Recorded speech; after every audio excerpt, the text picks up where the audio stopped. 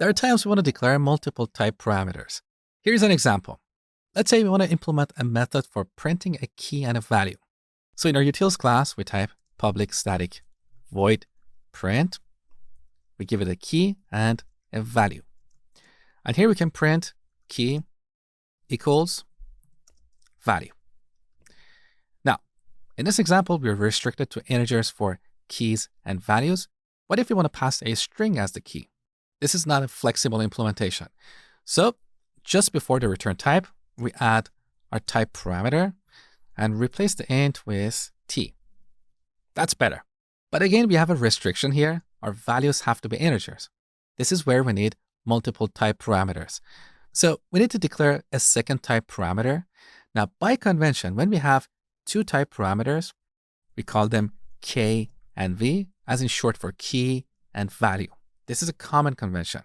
But again, you could use whatever you wanted. It doesn't have to be k and v. Now we replace the t with the k and the int with the v. So back to our main method.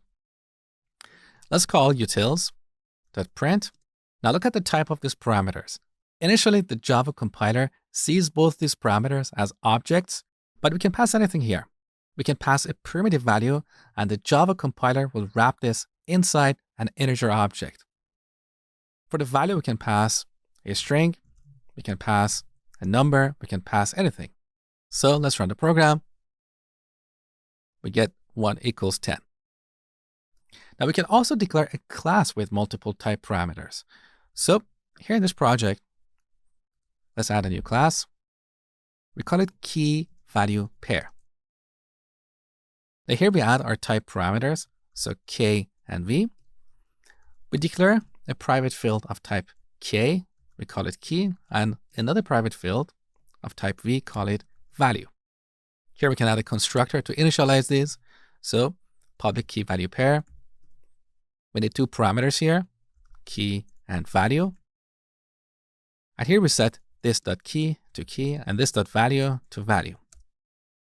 So this is how we can declare multiple type parameters.